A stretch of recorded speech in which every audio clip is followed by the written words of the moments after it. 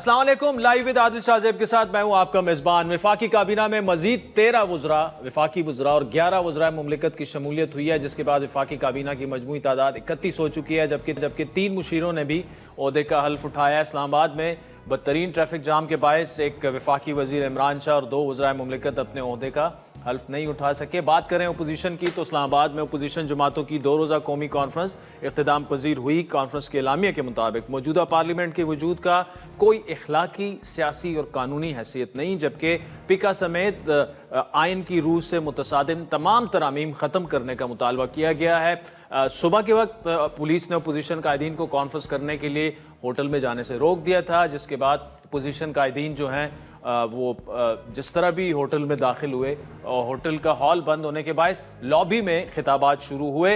Opposition رہنماؤں نے الزام لگایا کہ حکومت کے حکم پر کانفرنس کی جگہ کو تالا لگایا گیا، بند کیا گیا۔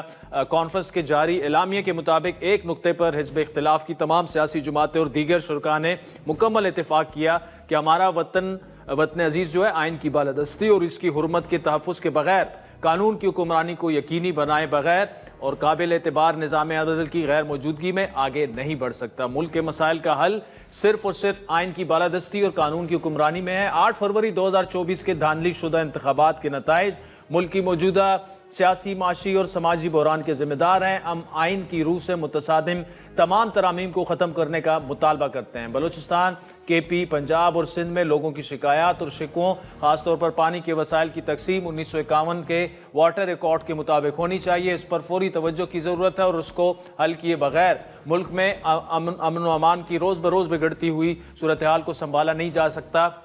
یہ اعلامیہ میں درج ہے۔ ملک کے موجود بحران کا واحد حل آزادانہ، شفاف اور منصفانہ انتخابات کا انعقاد ہے۔ کانفرنس کے اعلامیہ میں یہ بھی کہا گیا ہے کہ ملک کے بگڑتے ہوئے حالات کا تقاضا یہ ہے کہ ملک کی قومی قیادت اپنے حالات اور معاملات کو پس پش ڈال کر ایک قومی ڈائیلاگ کے ذریعے پاکستان کو مستحکم کرنے اور ترقی کی راہ پر ڈالنے کے لیے ایک متفقہ حکمت عملی تیار کرے اور اس پر عمل درآمد کو یقینی۔ پاکستان تحریک انصاف پاور شیئرنگ پہ بلیو نہیں کرتی، عوامی پالیٹکس پہ خان بلیو کرتا ہے، تب تو جیل میں بیٹھا ہے۔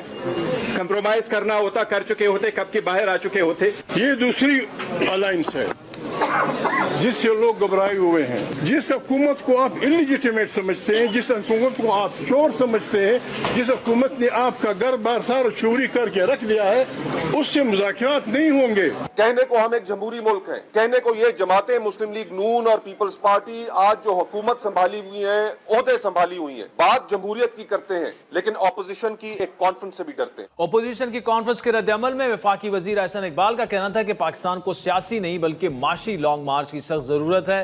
انہوں نے ساتھ میں پی ٹی آئی کو اپنا سربراہ تبدیل کرنے کا مشورہ بھی دے ڈالا۔ پی ٹی آئی جس کی سیاست کی بنیاد یہ تھی کہ کرپشن ختم کرنی ہے، ان کے لیڈر نے تاریخ کی سب سے بڑی وائٹ کالر کرائم کیا ہے۔ اب پی ٹی آئی کے کارکنوں کا فرض ہے کہ اس کو برطرف کر کے اپنی پارٹی کا کوئی ایسا نیا قائد چنے جو ایماندار ہو، صادق اور امین ہو۔ دوسری جانب بات کریں حکومتی اتحاد کی تو اس میں ایک مرتبہ کچھ گرما گرمی ہے۔ پیپلز پارٹی حکومت سے معاہدے پر عمل درآمد نہ ہونے کا شکوہ کر رہی ہے اور حکومت کے مطابق پیپلز پارٹی کے تحفظات کو دور کیا جا رہا ہے۔ دوسری جانب اس بات کا دعویٰ بھی کیا جا رہا ہے کہ حکومتی اتحاد میں رہنا ان کی مجبوری ہے۔ گزشتہ روز لائیو ود عادل شاہ زیب میں گفتگو کرتے ہوئے پیپلز پارٹی کے سینئر رہنما نوید اور وزیر اعظم کے سیاسی مشیر رانا ثناء اللہ کا کیا کہنا تھا، آپ سنیے۔ پہلی دفعہ ایک مائنورٹی گورنمنٹ جو ہے ملک کو چلا رہی ہے، ہم اس کو باہر سے سپورٹ کرتے ہیں اور اس کو گرنے نہیں دے رہے۔ تو اس لحاظ سے اس کانٹیکسٹ میں اگر دیکھیں تو مجبوری ہے، لیکن اگر وہ اس پوائنٹ پہ چلا جائے جب ہم وہ نہیں ہمیں لگے کہ ہماری جو ہے وہ سنی جا رہی ہے اس لحاظ سے، تو ظاہر ہے ہمارے سارے آپشنز اوپن ہیں۔ اور رہی بات مجبوری کی تو پھر ہو سکتا ہے ہماری بھی مجبوری ہی ہو۔ ایسے نہیں ہے، پیپلز پارٹی اور ہم ایک اتحاد، ایک الائنس کی صورت میں حکومت میں موجود ہیں۔ یہ حکومت جتنی ان کی مجبوری ہے اتنی ہماری مجبوری ہے۔ اگر حکومت سے وہ علیحدہ ہوں گے قائم نہیں رہے گی، ہم علیحدہ ہوں گے تو پھر بھی قائم نہیں رہے گی۔ تمام معاملات پر بات کرنے کے لیے ہمیں جوائن کیا ہے عوام پاکستان پارٹی کے کنوینر اور قومی کانفرنس کے میزبان سابق وزیر اعظم جناب شاہد خاقان آبائی صاحب، جبکہ پروگرام کے اگلے حصے میں ہمیں engineer Khurram Dastgir, J U I کی مرکزی رہنما حافظ حمداللہ اور پیپلز پارٹی کی مرکزی سیکرٹری شاہ زم مری بھی جوائن کریں گے۔ آبائی صاحب، thank you so much for joining اس۔ آپ ہوٹل میں اندر کیسے پہنچ کے داخل ہوئے؟ قصہ کیا تھا؟ نہیں میں تو صبح 10 بجے پروگرام تھا تو ہم میزبان تھے تو جلدی چلے گیا. جی. تو وہاں میں گیا تو وہاں پر پوری ایک نفری ایف سی کی اچھا کھڑی تھی ڈنڈے ونڈے لے کر. تو وہاں ہم 3-4 لوگ ہی تھے تو ان سے گفتگو میں نے شروع کر دی. میں گیا تھوڑا ہلکا ہاتھ والا رکھے اگر ڈنڈے میں کہا مارنا آپ نے ہے, آپ کی کوئی ذاتی دشمنی نہیں ہے یہاں پر, لیکن آپ کو حکم آئے گا آپ تو تھوڑا ذرا خیال رکھنا. تو بیچارے بڑے ہنسے بسے, کافی گپ شپ, بارش بھی ہو رہی تھی. اچھا. تو میں نے اس کے بعد کچھ لوگ آ گئے, پھر وہاں پریس آ گئی, اپنے بات شروع ہو گئی. تو ایک گیٹ تھا سائڈ پہ, تو وہ چھوٹا گیٹ تھا, کسی نے پھلانگ کے اس کو کھول دیا تو ہم اندر چلے گئے. تو ان لوگوں کو مزاحمت نہیں کی, ان کی مہربانی ہے. تو اندر گئے تو ہال کے سامنے کوئی قومی نوعیت کا آدمی کھڑا تھا, تو ہم نے کہا اس کو علمی چھیڑتے, لابی میں چلے گئے. اچھا. تو لابی میں پریس کانفرنس ہم نے جو تھی وہ لابی میں کی تقریباً 4 گھنٹے. اچھا. تو اب یہ بتائیے کہ گرینڈ الائنس بننے جا رہا ہے یا آپ کو تھوڑا سا آپ سمجھتے ہیں کہ ابھی اس میں ٹائم لگے گا؟ نہیں, گرینڈ الائنس کا لفظ آپ استعمال کرتے ہیں, یہ کچھ زیادہ گرینڈ ہو جاتا ہے. ابھی تو کوشش یہ ہے کہ اپوزیشن متفق ہو ملک کے معاملات پر, جو ایشوز ہیں ان پہ ان کا ایک موقف پیدا ہو, اس کی یہ پہلی کوشش سمجھیں. اچھا. تو ہم نے مقصد یہ تھا کہ آج کے سارے ایک جگہ اکٹھے ہو سکیں, بات کر سکیں, میڈیا بھی آ سکے, وکلا بھی آ سکیں, دانشور بھی آ سکیں. تو اس لحاظ سے الحمدللہ بڑی کامیاب کانفرنس تھی. اور سب سے خاص بات یہ تھی, میں پہلے بھی بہت سی ایسی معاملات کا حصہ رہا ہوں, تو وہاں لوگ اٹھ جاتے تھے. تو کل بھی تقریباً 7 گھنٹے کے قریب کانفرنس چلی, کوئی شخص بھی نہیں گیا. اچھا. بیٹھے رہے. آج بیٹھنے کی جگہ نہیں تھی, لیکن ساری تقاریر میں میرا نہیں خیال کہ کوئی شخص بھی اٹھ کے وہاں سے گیا ہو. لوگ بیٹھے رہے, سنتے رہے.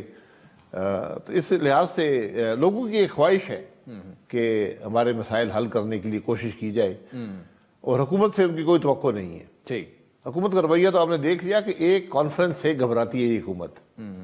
ایک کانفرنس جو بند کمرے میں ہو رہی ہے, جس میں کوئی جلسہ نہیں ہے, 30-40-50 لوگ ہوتے ہیں ایک وقت میں, گفتگو کرتے ہیں, ملک کی بات کرتے ہیں, آئین کی بات کرتے ہیں. حکومت اس سے بھی گھبراتی ہے کہ پوری رکاوٹیں ڈالی گئی کہ کسی طرح کانفرنس نہ ہو پائے.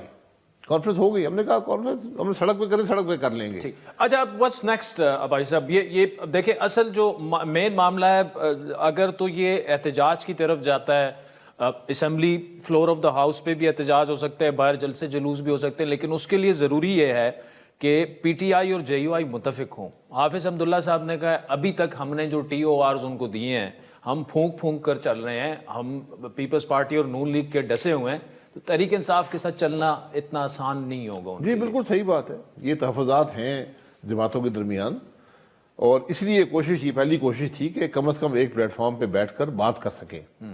اور ساتھ ساتھ ایک کمیٹی بھی بنی ہے ان کی آپس میں, جو پی ٹی آئی اور جے یو آئی ایف کی بات چیت ہو رہی ہے. تو اپنی تحفظات دور کر لیں, اپنے اختلافات پہ بات کر لیں, لیکن ساتھ ساتھ ہم کوشش کریں گے کہ ملکی معاملات جو ایشوز ہیں اس پر بھی ایک اتفاق رائے پیدا ہوتا رہے. تو اس کے لیے یہ کانفرنس میرا خیال ہے کہ سکسیسفل تھی. اچھا. کہ اس پر تقریباً بہت سے معاملات پر اتفاق ہے. اعلامیہ ہم نے جاری کیا ہے, اس میں کچھ تو وہ باتیں ہیں جو پہلے بھی کی گئی ہیں, جو ایک موقف اپوزیشن کا رہا ہے وہ شامل ہے, لیکن اس میں ہم نے دوسرے صوبوں کی بات بھی کی ہے کہ ان کے کیا مسائل ہیں, اور ان کی آج تشویش کا اظہار بھی اس پہ کیا ہے. لیکن سب سے امپورٹنٹ جو میرا خیال ہے کہ جو ایک اس میں جہاں پر وہ موقف قائم ہے کہ ملک کے مسائل کا حل ایک نئے الیکشن میں ہی ہے, شفاف اور منصفانہ انتخابات میں ہے, لیکن ساتھ ہی ایک قومی قیادت کو ایک قومی ڈائیلاگ کی بھی ایک راستہ دکھایا. اچھا بھائی صاحب, اس میں کل میں نے یہی سوال رانا صاحب کے سامنے رکھا, بلکہ آپ کا نام میں نے مینشن کیا. میں نے کہا دیکھیں شاہد خاقان عباسی صاحب, مصطفیٰ کھوکر, اسی طرح چک زئی صاحب, پورا سارا, انہوں نے بڑا انٹرسٹنگ جواب دیا. انہوں نے کہا ہے کہ یہ ہماری کامیابی ہو گئی کہ یہ الائنس اگر بن جاتا ہے. اس کی وجہ یہ ہے کہ اس وقت ڈائلاگ کی ضرورت ہے اور پی ٹی آئی کے ساتھ آپ اس طرح سے ڈائلاگ نہیں کر سکتے, وہ سیاسی سوچ ان کی نہیں ہے. تو اگر یہ لوگ سامنے آ جاتے ہیں ہم بالکل ڈائلاگ کے لیے تیار. جی بالکل, دیکھیں پی ٹی آئی بھی شاید اس بات کو سمجھتی ہے اور یہ آج ملک کی ضرورت بھی ہے. لیکن میرا سوال یہ ہے کہ کیا حکومت آج آزاد ہے یہ ڈائلاگ کرنے میں؟ پرابلم یہاں پہ آئے گا. اور کیا عمران خان صاحب اپنا رویہ بدل سکتے ہیں حقیقی طور پر؟ یہ سوالات ہیں, یہ تحفظات ہیں سب کے, کہ آج سب کو اپنی جو اسٹیٹڈ پوزیشنز ہیں اسے تھوڑا پیچھے ہٹنا پڑے گا اور ایک راستہ ڈھونڈنا پڑے گا. میں جو میرا تجربہ ہے اس سیاست میں, آپ کے پاس آپشنز نہیں ہیں. آج یہ واحد آپشن ہے. آج اس ملک سے آپ نے نفاق دور کرنا ہے, آپ نے اتفاق پیدا کرنے کی کوشش کرنی ہے, آپ نے ملک کے ایشوز پر ایک کنسنسس کریٹ کرنا ہے, امپلیمنٹیشن کرنی ہے. بہت غیر معمولی حالات ہیں ملک کے. اچھا, کہ یہ جو آپ بات کر رہے ہیں, کیا آپ پی ٹی آئی کو اس چیز کا اندازہ ہے یا آپ کو ان کو یہ اندازہ اور احساس دلانا پڑا یا دینا پڑے گا ابھی بھی؟ دیکھیں پی ٹی آئی ایک شخص ہے جو جیل میں ہے اور ورکر ہے, ووٹر ہے, سپورٹر ہے. بیچ میں اختیار نہیں ہے کسی کے پاس. یہ اصل معاملہ ہے پی ٹی آئی کا اور یہی پرابلم ہے. یہ ان کی شاید اسٹرینتھ بھی ہے اور یہ ان کی ویکنس بھی ہے. تو اب ان کو اس لیے عمران خان صاحب کا اپنا جو ایک ریفلیکشن ہے یا ایک جیل میں وہ ہیں تو وہاں پر موقع اچھا ملتا ہے, تو آپ بیٹھ کر ذرا اس بات پہ سوچیں کہ میں کیسے آج ملک تھوڑا اپنی یقیناً پاپولیرٹی ہے اس کو ایک طرف رکھتے ہیں. وہ ایک طاقت ہے, پاپولیرٹی ایک طاقت ہوتی ہے. ایگزیکٹو اتھارٹی کسی اور کے پاس ہے, وہ بھی ایک طاقت ہے. لیکن جب تک یہ طاقتیں اکٹھی نہیں ہوں گی تو ملک تو نہیں چلے گا. اس لیے وہ بھی یہ سوچیں کہ کس طرح میں آج ملک کے مسائل میں اپنا کردار ادا کر سکتا ہوں اس جمود کو ختم کرنے میں. یہ جمود یا سڑک پہ ختم ہوگا, ایک جیتے گا اور ایک ہارے گا, لیکن وہ بہت بڑی تباہی کا باعث ہوگا. اس سے بہتر ہے کہ نظام کے اندر ڈائلاگ کے ذریعے اس جمود کو ختم کیا جائے. آپ جا کر عمران خان صاحب سے جیل میں مل کیوں نہیں لیتے؟ نہیں, یہ خواہش میری نہیں ہو سکتی. یہ خواہش ادھر سے آئے گی تو پھر بات ہے, اور پھر حکومت اجازت دے گی تو ہے. مجھے ملنے میں کوئی مسئلہ نہیں ہے. اچھا, مجھے کوئی اس میں اعتراض نہیں ہے, بلکہ شاید یہ ضرورت ہو کم از کم میں اپنی بات ان کو پہنچا سکوں, ان کی بات میں سن سکوں. ماننا نہ ماننا ان کا کام ہے. لیکن یہ لیکن یہ انیشیٹو ان کی طرف سے آنا چاہیے. یہ میں یہ انیشیٹو نہیں کر سکتا. وہ تو جب احساس ہوگا تو انیشیٹو آئے گا نا. اسی لیے یہی جب یہ ضرورت محسوس ہوگی کہ ایک راستہ نکالنے کی ضرورت ہے تو پھر بات چیت سے ہی بات آگے چلتی ہے. اچھا, آج ایک کابینہ جو ہے, اوبویسلی آپ کے سارے ایکس کولیگز ہیں, تقریباً 22 لوگوں نے حلف اٹھایا ہے. تو اب لیٹس ہوپ کہ ان کی پرفارمنس اور وہ کیسے رہتی ہے. لیکن ہمیں تو یہ بتایا گیا تھا کہ جی مختلف ڈپارٹمنٹس کو مرج کر رہے ہیں, منسٹریز کم کر رہے ہیں, ایکسپینڈیچر کم ہو رہا ہے, لیکن یہ تو اضافہ ہو گیا. تو درست فیصلہ آپ کے خیال میں؟ نہیں, دیکھیں جتنے ڈویژنز ہوتے ہیں اتنی آپ کے وزراء ہونے چاہیے. اس سے کام آپ رکھیں گے تو مسئلہ پیدا ہوتا ہے. اچھا, یا تو ڈویژنز ختم کر دیں. تو میرے خیال ہے اس وقت شاید 46 ہیں یا 47 ڈویژن ہے. اتنے وزیر تو آپ کے ہونے چاہیے. اچھا, تو آپ ایگری کرتے ہیں کہ ٹھیک ہے بس؟ جی بالکل. دیکھیں مجھے کام سے غرض ہے. آپ ایک وزیر سے کر لیں آپ کی مرضی ہے, آپ 100 سے کر لیں یہ آپ کی مرضی ہے, لیکن کام مجھے ہوتا نظر نہیں آتا. ابھی آپ کو نظر نہیں آتا؟ نہیں, میرا نہیں خیال. تو یہ جو اکنامک انڈیکیٹرز کا کہا جا رہا ہے کہ جی سنگل ڈیجٹ میں انفلیشن آ گئی ہے اور آپ کی انٹرسٹ ریٹ بھی نیچے آ گیا ہے, سرپلس کرنٹ اکاؤنٹ ڈیفیسٹ اور پورا سارا, تو یہ پرفارمنس نہیں آپ کے خیال میں؟ اس کا حکومت سے کوئی تعلق نہیں ہے. اچھا, حکومت کا تعلق جس بات سے ہے وہ گروتھ کا ریٹ ہے. اصل اس کے بعد گروتھ کی طرف جائیں گے. اصل انڈیکیٹر وہ ہے.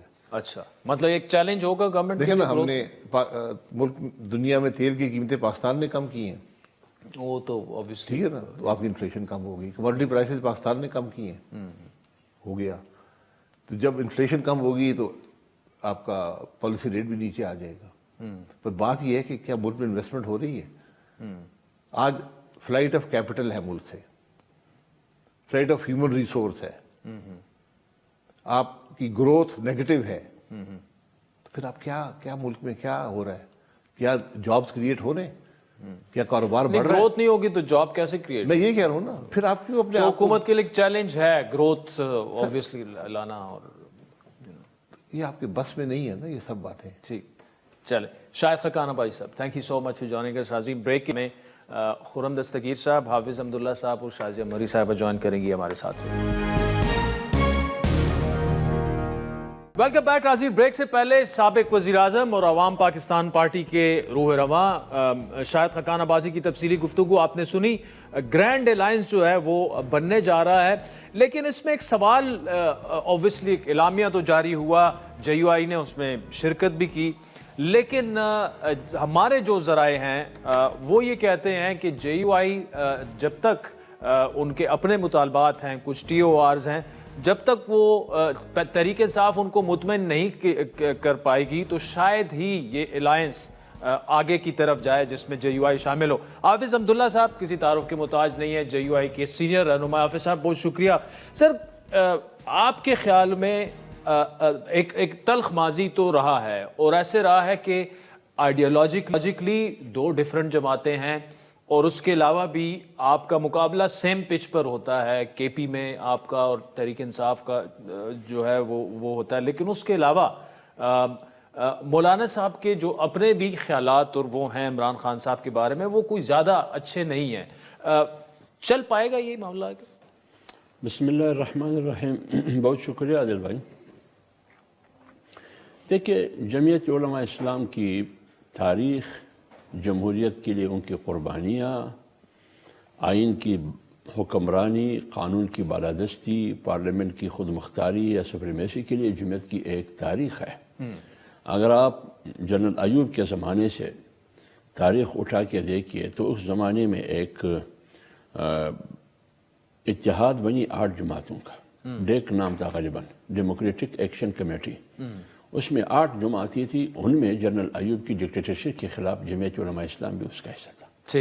پھر آگے آ کے PNA آپ کے سامنے ہے، 73 کی آئین پر مفتی صاحب کا دستخط، پھر ARD، MRD، پھر ابھی 2018-25 کے بعد PDM، جو کہ مولانا صاحب کہتے ہیں ہمیں استعمال کر کے آپ حکومت میں آئے ہیں. PDM، پھر PDM، اور PDM میں جمعیت علماء اسلام اور مولانا صاحب کی جو تگدو، ان کی جو محنت اور کوشش، 2019 اکتوبر میں آزادی مارچ، اور پھر اللہ آپ کا بھلا کرے مہنگائی مارچ 2023 میں، یہ جمعیت علماء اسلام کا 99% ورکر جمعیت علماء اسلام کے تھے.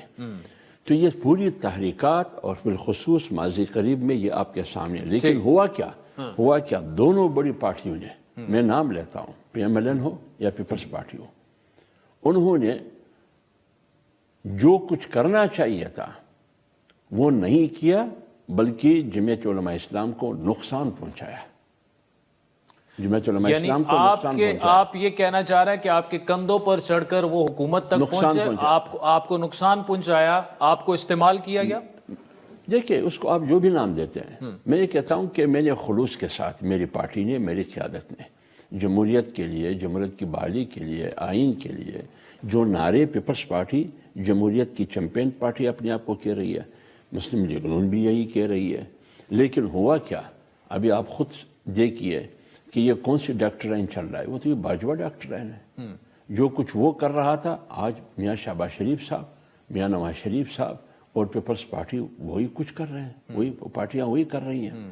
ہم یہ کہتے ہیں کہ جس اسکندر مرزا نے کہا کہ آئین ایک کچرا ہے، اور ضیاء نے کہا کہ یہ کاغذ کا ایک ٹکڑا ہے، اور مشرف نے 2 بار آئین کو پاؤں تلے روند ڈالا، اور پھر اس کی تسلسل میں دوسرے نے کہا کہ ہائبرڈ نظام ہے اور میرا اپنا ڈاکٹرائن ہے. اس کے نتیجے میں ملک کو کیا ہوا وہ بھی آپ کے سامنے. آج وہی ڈاکٹرائن چل رہا ہے، اور پیپلز پارٹی اسی ڈاکٹرائن کو سامنے رکھتے ہوئے اسی پہ عمل پیرا ہے. صرف پیپلز پارٹی عمل پیرا ہے؟ میں نون کی بھی بات کر رہا ہوں. اچھا، میں نون کی بھی بات کر رہا ہوں. تو پھر آپ آئے نا جدوجہد شروع کر تحریک انصاف کے ساتھ. تو اسی وجہ سے ہمیں انہوں نے ہمیں ڈسا ہے، انہوں نے ہمیں نقصان پہنچایا ہے. آج آپ نے ہمارے دوستوں کی پارٹی کی جو وہاں پارٹی کی نمائندگی کرتے ہوئے حیدری صاحب وغیرہ وہاں گئے تھے، ان کے لب لباب بھی یہی تھا کہ ایسا نہیں ہونا چاہیے. ابھی آئیے پی ٹی آئی کی طرف گرینڈ الائنس ہو یا آئین کی بحالی کے لیے ہو یا نیا الیکشن ہو، یہ سب سے پہلے جمعیت علماء اسلام کا یہ بیانیہ ہے کہ فوراً الیکشن ہو. اس الیکشن کو ہم نہیں مانتے.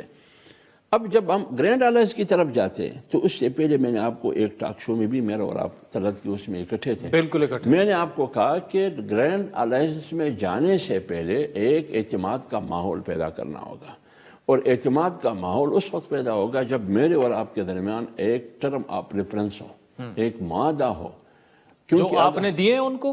ہاں وہ دیے. اچھا، ابھی انتظار ہے اس کا؟ ابھی انتظار ہے اس کا. ابھی تک اس کا نہ ہاں جواب آیا ہے نہ جواب آیا ہے. تو لہٰذا ہمارے جو تحفظات ہیں وہ ہم نے ان کے حوالے کیے، اب اس پر انہوں نے جواب نہیں دیا ہے. تو اس لیے میں کہہ رہا ہوں کہ جمعیت علماء اسلام ابھی مجبور ہے، ان کی قیادت ماضی کو دے کر پونگ کے قدم رکھ رہی ہے تاکہ جمہوریت کے مفاد میں ہو. کل جب آپ آئیں گے مجھے تو کوئی پتہ نہیں تھا، اور آپ خود پی ٹی آئی کی قیادت کو دے کے اتھارٹی معلوم نہیں ہے. ایک قیادت کہہ رہا ہے کہ یہ ہے، دوسرا بیان داغتا ہے کہ نہیں یہ نہیں ہے. تو اب میں ہاں کے ساتھ دوں یا نہ کے ساتھ دوں؟ تو میں تو لکیر کے فقیر نہیں ہوں. جمعیت علماء اسلام مستقل ایک مضبوط پارٹی ہے، وہ خود تنہا بھی تحریک چلا سکتی ہے. ہاں البتہ ان چیزوں میں ہم ایک ہے، مشترکات ایک ہے، خواہ آئین کی حکمرانی ہو، قانون کی بالادستی ہو، جمہوریت ہو، پارلیمنٹ سپریمیسی ہو. یہی ہمارا ایجنڈا ہے، ان کا بھی ایجنڈا ہے. لیکن ہم اکٹھے چلتے ہیں، اکٹھے کے لیے ایک ٹرم آف ریفرنس کا ہونا ضروری ہے. آپ یہ کہہ رہے ہیں حافظ صاحب، بہت بہت شکریہ آپ کے ٹائم کا، کہ پیپلز پارٹی نے اور مسلم لیگ نون نے جمعیت علماء اسلام استعمال کیا، انہوں نے ڈسا، اسی لیے تحریک انصاف کے ساتھ آپ مجبور ہیں کہ پھونک کر قدم رکھا جائے. حافظ صاحب thank you so much for joining اس. ناظرین وقت چاہتا ہے ایک بریک کا، جس کے بعد انجینئر خرم دستگیر ہمیں جوائن کریں گے. شازیہ مری بھی ہمارے ساتھ ہوں گی، ہمارے ساتھ رہیں گے.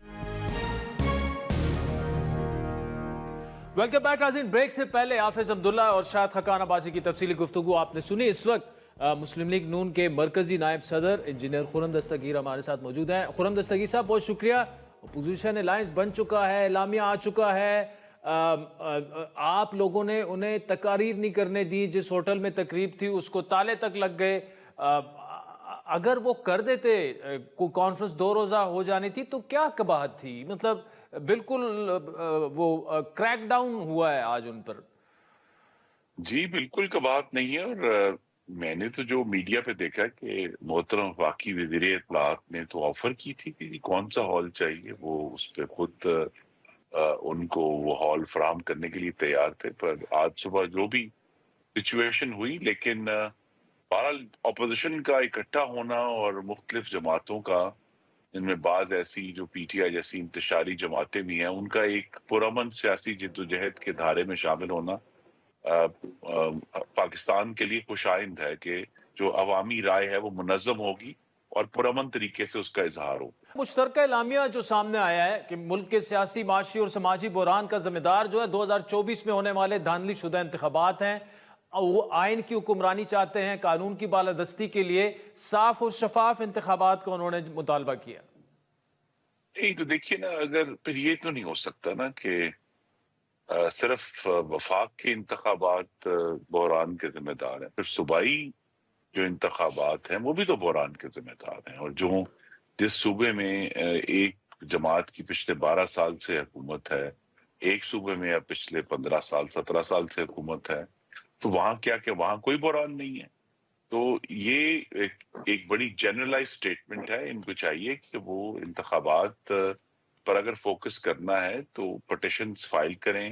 کہتے جو کلیم ہے وہ 180 سیٹوں کا ہے، پٹیشنز ابھی صرف 31 فائل ہوئی ہیں. تو ان کو یہ جو ایشو ہے، بجائے یہ کہ الیکشن کو جو ماضی کی جنگ ہے وہ لڑتے رہیں.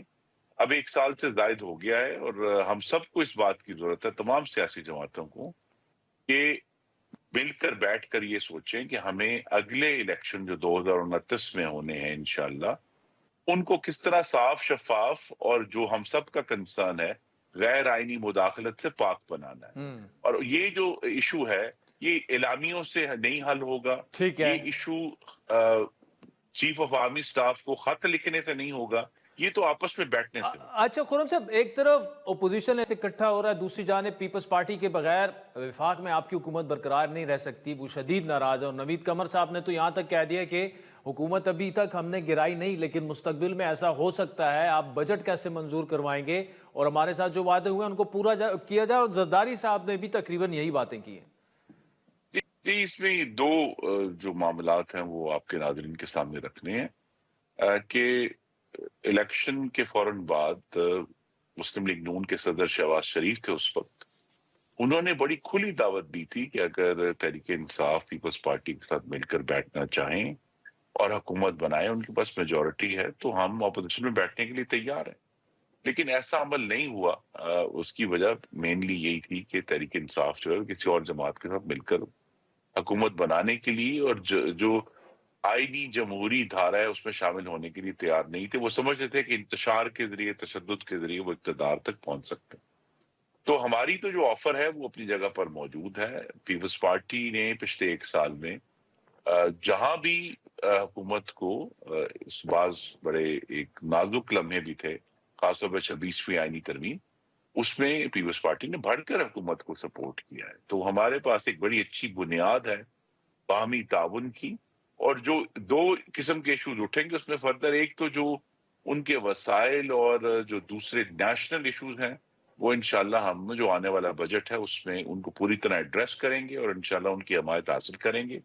دوسرے ان کے ایشوز جو ہیں وہ مختلف صوبوں میں, پنجاب میں خاص طور پہ مقامی سطح کے ہیں, ان پر ابھی مزید گفتگو ہونی ہے اور نیگوسیشن ہونی ہے. لیکن جو ان کے بنیادی چاہے وسائل کے حوالے سے یا دوسرے تقسیم کے حوالے سے ایشوز ہیں وہ آنے والے بجٹ میں مکمل طور پر ایڈریس کریں گے. اور میری یہ توقع ہے کہ شہباز شریف صاحب اپنی جو ان کی سیاسی مینجمنٹ ہے, اپنے حواریوں کے ساتھ گفتگو کرنے کی جو ان کی کمیونیکیشن ہے صدر مملکت آصف زرداری سے, اس کو بڑھائیں گے تاکہ یہ معاملہ خوش اسلوبی سے انشاءاللہ حل ہو جائے. ایک طرف تو آپ کی گورنمنٹ کفایت شہری کی دعوے کر رہی ہے کہ اخراجات کم کرنے کے لیے منسٹریز کو مرج کیا جا رہا ہے, دوسری جانب آج آپ نے 22 مزید وزیر جو ہیں کابینہ میں شامل کر دیے. اتنی بڑی کابینہ, obviously اخراجات بھی بڑھیں گے.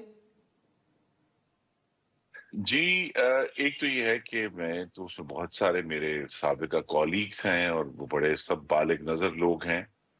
تو اگر وزراء اپنا کام, میں تو عادل صاحب یہ کہوں گا کہ اگر آدھا بھی کریں تو وہ ایکسپینڈیچر جو ہے وہ بے معنی ہے. اگر وہ جو ان کا کام ہے جو دیکھنا ہے, ابھی بھی بہت ساری کلیدی وزارتیں جو ہیں وہ خالی پڑی ہیں. اس میں ایک ہی مثال دوں گا جس کے اوپر ابھی پیپلز پارٹی سے ڈسپیوٹ بھی ہوا, پانی کی وزارت کے اوپر. تو پانی کی وزارت اور کمیونیکیشنز اور بہت ساری دوسری جو کلائمیٹ چینج کی وزارت ہے, تو آج اگر کچھ ایسے وزراء جو پہلے موجود تھے وہ وفاقی وزیر بنے ہیں تاکہ وہ پوری طرح اپنی وزارتیں سنبھال سکیں, تو یہ ایک خوش آئند عمل ہے. اور اصل جو اس کا ٹیسٹ ہے وہ یہ نہیں ہے کہ جی وزیر کو کتنی تنخواہ ملتی ہے. اصل ٹیسٹ یہ ہے, کچھ مہینے بعد سامنے آ جائے گا کہ وزراء کیا اپنی جو ذمہ داری ہے پارلیمان کو, عوام کو اور وزیر اعظم کو, اگر وہ اس سے پورا کر رہے ہیں تو یہ بہت خوش آئند عمل ہے. آپ خود کتنے مطمئن ہیں اپنی حکومت کی 1 سالہ کارکردگی سے؟ جی, میں معاشی لحاظ سے تو بہت مطمئن ہوں کہ وہ جو بڑا چیلنج تھا کہ معیشت جو اس وقت ڈاواڈول تھی 2024 کے آغاز میں, الحمدللہ شہباز شریف صاحب نے, ان کی معاشی ٹیم نے, وزیر خزانہ سب مبارکباد کے مستحق ہیں کہ انہوں نے اس کو سٹیبلائز کر لیا ہے. لیکن چونکہ حکومت کرنا کا جو فن ہے, جو آرٹ ہے, اس کے آگے ہمیشہ چیلنجز ہوتے ہیں. تو اب اس سے ایک بڑا چیلنج سامنے آ گیا کہ اس کو اکنامک گروتھ میں کیسے بدلنا ہے, لیکن at the same time Pakistan کا جو ایکسٹرنل اکاؤنٹ ہے اس کو ڈسٹرب نہیں کرنا. تو لہذا معاشی لحاظ سے تو بہت بہتری ہوئی ہے. دوسرے جو ایشوز ہیں پولیٹیکل مینجمنٹ کے حوالے سے, انہیں بہتر طریقے سے مینج کیا جا سکتا تھا. میڈیا مینجمنٹ کے حوالے سے بھی بہتر طریقے سے مینج کیا جا سکتا تھا. اور جو پورا ابلاغ ہے, چاہے وہ مختلف ٹیلی ویژن چینلز پر ہے, چاہے وہ سوشل میڈیا پر ہے, ایون پارلیمان میں,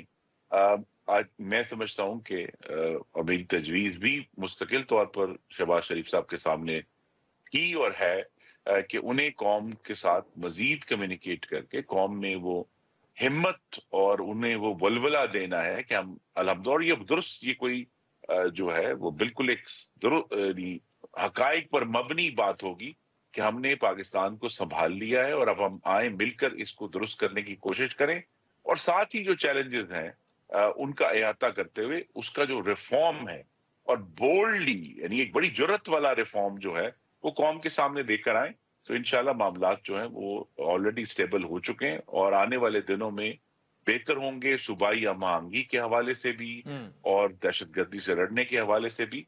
लेकिन बेहतर कम्युनिकेशन की बहुत जरूरत है, क्योंकि 21वीं सदी में जो हाकमियत है वो परफॉर्मेंस तो उसमें एक छोटा सा अमल है, ज्यादा उस इंस्पायरिंग कॉन्फिडेंस और कौम को ये हिम्मत जुर्रत देने की है कि हम आगे बढ़ रहे हैं। खुर्रम दस्ता साहब बहुत शुक्रिया। नाज़रीन, आपने सुना पीपल्स पार्टी के बारे में भी जो उन्होंने ख्यालात का इजहार किया। ब्रेक के बाद पीपल्स पार्टी की मरकजी सेक्रेटरी इत्तलात शाज़िया मरी हमें ज्वाइन करेंगी हमारे साथ। वेलकम बैक नाज़रीन। ब्रेक से पहले इंजीनियर खुर्रम दस्तगीर की तफसीली गुफ्तगू आपने सुनी। इस वक्त पीपल्स पार्टी की मरकजी सेक्रेटरी इत्तलात शाज़िया मरी साहिबा हमारे साथ मौजूद है। शाज़िया मरी साहिबा, थैंक यू, बहुत शुक्रिया। ग्रैंड अलायंस बनने जा रहा है अपोजिशन जमातें, जिसमें शाहिद खाकान, PTI, मौलाना भी शामिल होंगे। क्या आपको कोई खतरा नजर आ रहा है हुकूमत के लिए? ऑब्वियसली आपकी हुकूमत से तो अपने गिले शिकवे हैं, जिस पर हम बाद में बात करते हैं। देखिए, इसका बेहतर जवाब तो इस वक्त की हुकूमत दे सकती है। हम तो हुकूमत की सपोर्ट कर रहे हैं। हम उनके उस तरह से पार्टनर्स भी नहीं है जिसमें हमारा कोई डिसीजन मेकिंग में रोल हो, या कोई काबीना के फैसलों पर भी हमारी कोई कंट्रीब्यूशन उस तरह से नहीं होती। लेकिन as an ally of the government और एज अ पार्टी जो कि गवर्नमेंट को सपोर्ट कर रही है, मैं समझती हूँ कि ऑपोजिशन भी अपना काम नहीं कर रही है जो हम चाहेंगे ideally for opposition to do, क्योंकि पाकिस्तान पीपल्स पार्टी ने बहुत अरसा ऑपोजिशन की है और ऑपोजिशन में वक्त गुजारा है। और जब जब हम ऑपोजिशन में बैठे हैं, हमने अवामी इश्यूज पर बात की है, हमने होमवर्क किया अपना, पार्लियामेंट को हमने अवामी फोरम समझ के उस पर काम किया है। हमने अपनी रूदाद, अपनी तकलीफें, हमारे साथ होने वाली ज्यादतियों को वहां पेश नहीं किया, बल्कि अवाम के साथ होने वाले जो परेशानियां या मसाइल या ज्यादतियां, उनका जिक्र हमेशा किया है। आज भी हम बेशक हुकूमत को सपोर्ट कर रहे हैं, लेकिन जहां जहां हम देखते हैं कि हुकूमत के फैसले लोगों पर नेगेटिव असर कर रहे हैं या उनको नुकसान पहुंच रहा है, तो हम उस पर अपनी आवाज उठाते हैं। लेकिन अफसोस के साथ हमें ये कहना पड़ता है, जो कि हम देख रहे हैं, कि ये काम ऑपोजिशन करती नजर नहीं आ रही। आप भी बतौर एक सीनियर जर्नलिस्ट के आप भी पार्लिमानी प्रोसीडिंग्स को कवर कर रहे होंगे, आपके भी टीम मेंबर्स बताते होंगे कि आज की जो ऑपोजिशन कौमी असेंबली में बैठी है, उसने कब और कितनी बात की है अवाम के मसाइल पर, कितनी उन्होंने डिबेट की है बेरोजगारी पर, गुर्बत पर, हमारी सिक्योरिटी के मसाइल पर।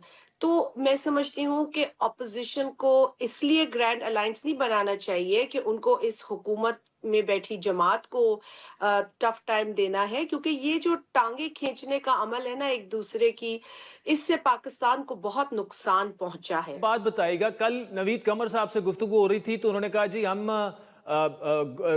जो है डिस्टेबलाइजेशन तो नहीं चाहते, हुकूमत को अभी तक हमने गिरने नहीं दिया, लेकिन ऐसा नहीं कि फ्यूचर में भी इसी तरह रहेगा, वी कांट गारंटी कि अब जिस तरह से मामलात जा रहे हैं, पीपल्स पार्टी की नहीं सुनी जा रही, ना आपसे मशवरा किया जा रहा है, पॉलिसी डिसीजन में भी आपसे नहीं पूछा जा रहा, यानी आज 10 रुकनी या जितनी भी काबीना ने आज हल्फ उठाया 22 रुकनी, पीपल्स पार्टी से मशवरा नहीं हुआ, कैसे ये मामला चलेगा आगे? देखिए, एक बात तो जो आपने कही वो हमारी एक ज़हनियत है कि ऑपोजिशन बराए ऑपोजिशन नहीं, बल्कि ऑपोजिशन बराए इस्लाह होती है। ऑपोजिशन का काम ये होता है कि हुकूमत को अच्छी तजवीज़ दें, हुकूमत के गलत कामों पर जो तनकीद जिसके ज़रिए बेहतरी लाई जा सकती है वो करे। ये रोल होता है ऑपोजिशन का। बेशक उनको क्रिटिकल होना पड़ता है, उनको बाज़ औक़ात कीड़े निकालने पड़ते हैं, लेकिन ये ऑपोजिशन तो ये काम भी नहीं कर रही। आपको पता है, ले दे के एक आदमी का रोना रोती है ये जो ऑपोजिशन है।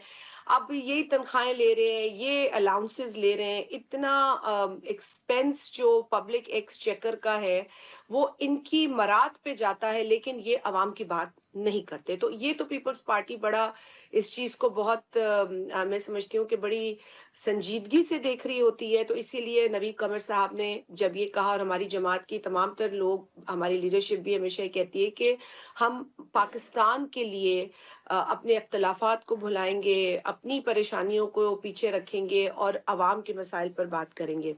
अब आ जाते हैं कि हुकूमत का रवैया क्या है। मैंने आपको आगाज में भी यही कहा था कि देखिए डिसीजन मेकिंग में हम इनके साथ नहीं होते, गो के इनको हमारी शराकत को इंश्योर करना चाहिए। हम काबीना का हिस्सा नहीं है, लेकिन फिर भी जो अहम फैसले जो काबीना जिस पर अपनी मोहर लगाती है उसमें अपने एलाइज के साथ भी कंसल्टेशन प्रोसेस को यकीनी बनाने की जरूरत है, जो कि एक वक्त से, बल्कि जब से इस हुकूमत का कयाम हुआ है और जिस बुनियाद पर या जिस मैं कहूंगी जिन नुकात पर पाकिस्तान पीपल्स पार्टी और नून लीग ने बैठकर अग्री किया, और नून लीग ने अग्री ज्यादा किया because they were going to make the government, और उनका प्राइम मिनिस्टर वोट लेने आए और उन्होंने, प्राइम मिनिस्टर ने हमें श्योर कराया, उनकी जमात के जो हेड हैं नवाज शरीफ साहब वो भी मौजूद थे। उन दोनों सीनियर लीडरान की मौजूदगी में जब ये मुआहदा दो अहम जमातों के दरमियान हुआ, तो आप यही सोचेंगे ना कि जी आप कमिटमेंट पूरी करेंगे। और कमिटमेंट क्या थी? हमने कोई चांद तारे तोड़ के लाने के लिए तो नहीं कहा था कि जाए नून लीग को हमारे लिए इतने तारे ले आए, इतने चांद ले आए। अभी अवाम के मसले हैं, हमें स्पेस चाहिए अवाम के मसलों के लिए, हमें शराकत चाहिए कि जिस मकसद के लिए हम आपको सपोर्ट करें, Pakistan and the people of Pakistan, हम उन्हें मुतमईन कर सकें। लेकिन जब आप इस कमिटमेंट को नहीं समझेंगे, इसको ऑनर नहीं करेंगे, आप पे दर पे एक तरफा फैसले करेंगे और ऐसे फैसले करेंगे जिससे कि सूबों में रहने वाली अवाम के एहसासात मजरूह होते हैं, उनको तकलीफ होती है, वो सरापा एहतजाज होते हैं। जब आप इस तरह की हरकत में मुलव्विस होंगे और उसके बाद आप करते क्या है, अखाड़ा लगा देते हैं, जी फलाने मिनिस्टर को बोलो वहां से बयान दे दे, ये अटैक कर दे वो। देखिए इतनी इमेच्योरिटी का मुजाहरा नून league with all due respect करती नजर आ रही है।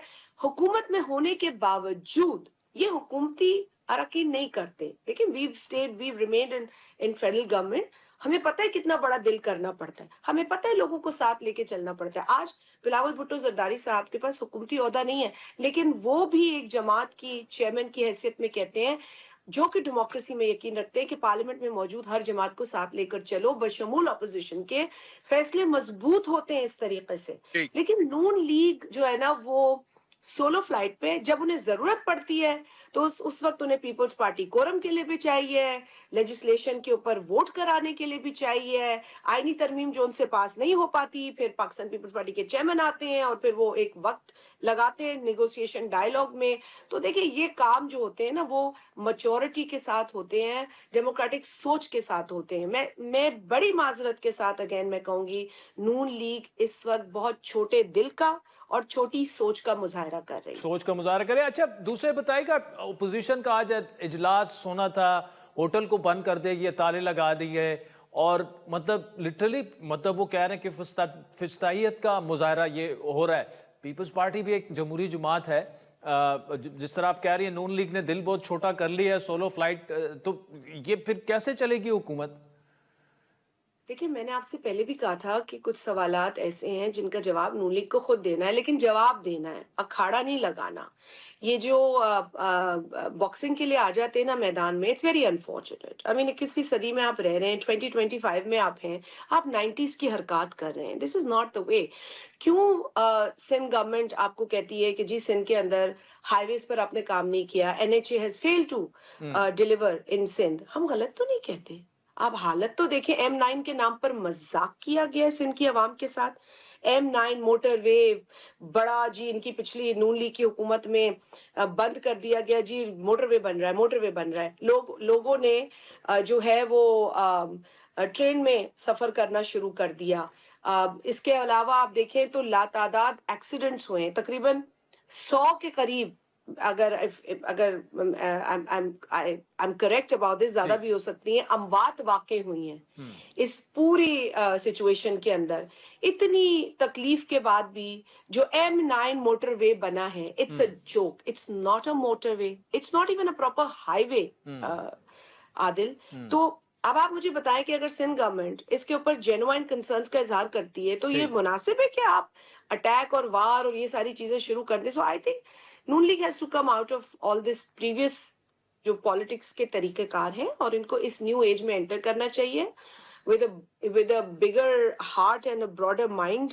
مگر اس وقت مجھے یہ نہیں دکھ رہا اور میں نہیں کہنا چاہتی، لیکن یقینی طور پر ہمیں اپنے لوگوں کو منہ دینا ہے، ہم نے اپنے لوگوں کے پاس جانا ہے. اگر ہمارے لوگ یہ کہیں گے کہ کس قسم کی سپورٹ آپ کر رہے تھے، ہمارے تو نقصان ہی ہوتا رہا، کبھی 6 کنالز بنانے کے عوام دشمن فیصلے پر ہم شور کر رہے ہیں، تو کبھی کسانوں پر بیجا ٹیکس لگانے پر ہمارا احتجاج ہے، فارمرز کو چھوڑ دیا ہے. مطلب میں اب کیا بتاؤں آپ کو کہ کس طرح سے عوام کی تکلیفوں میں اضافہ ہو رہا ہے، اور پیپلز پارٹی بطور ایک سپورٹ کے یا ایک ایل آئی کے نون لیگ کے کو بار بار یاد دلا رہی ہے. لیکن میرا یہ خیال ہے کہ مطلب میں اگین تکلیف دہ بات تو ہوتی ہے، لیکن جتنی تکلیف ہمیں ہو رہی ہے تو اگر میں اتنی بھی بات کہہ دوں تو ان کو صبر کا مظاہرہ کرنا چاہیے اور غور کرنا چاہیے کہ ان کے کانوں پر جو نہیں رینگ رہی.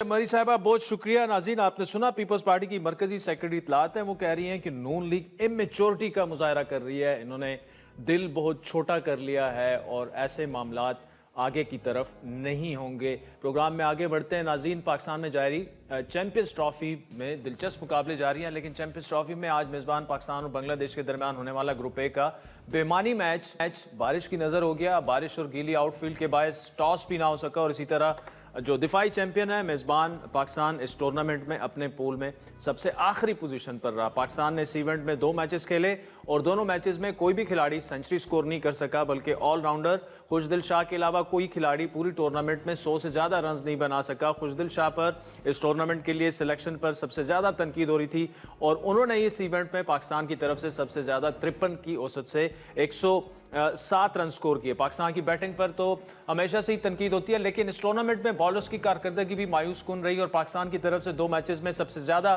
وکٹیں حاصل کرنے والے بالرز نے بھی صرف 2 وکٹیں حاصل کی. پاکستان کی کارکردگی پر سلیکشن کمیٹی اور پاکستان کے ساتھ ساتھ ٹیم مینجمنٹ پر بھی شدید تنقید کی جا رہی ہے. اسی طرح سابق 5 سینئر کھلاڑیوں ثقلین مشتاق، مصباح الحق، سرفراز، وقار یونس اور شعیب ملک کو سالانہ تقریباً 5 ملین روپے کی تنخواہ پر بطور مینٹور رکھنا بھی سمجھ سے بالا تر ہے. اس کے علاوہ باؤلنگ، بیٹنگ، فیلڈنگ کے الگ الگ کوچز کی فوج بھی ہے وہ رکھی گئی ہے، ٹیم کے ساتھ موجود ہے. لیکن دفاعی چیمپئن کی کارکردگی اپنے ہی پول میں سب سے آخری نمبر پر آنا. دوسری جانب افغانستان کی کرکٹ ٹیم ہے جس نے گزشتہ رات سابق چیمپئن انگلینڈ کو شکست دے کر ایونٹ سے باہر کر دیا. زبردست کرکٹ انہوں نے کھیلی.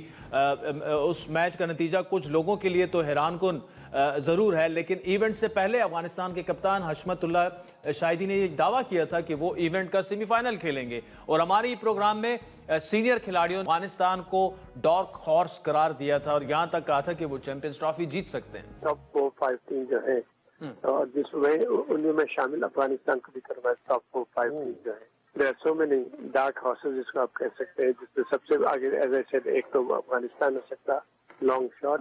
ڈارک ہارس ہوگی افغانستان، کیونکہ دبئی میں جو میچز ہے اور کراچی میں میچز ہے ادھر سپن بہت ہے، ان کی سپن جو بولنگ ہے وہ بہت سٹرونگ ہے. افغانستان سرپرائز دے سکتا ہے. افغانستان کی کرکٹ ٹیم نے کل بھی ایک سرپرائز دیا اور وہ ایونٹ جیت بھی سکتے ہیں. ناظرین، آج کے پروگرام پر فیڈ بیک ضرور دیجیے گا. ہمارا ٹویٹر ہینڈل ہے @عادل شاہ زیب. اجازت دیجیے، خدا حافظ.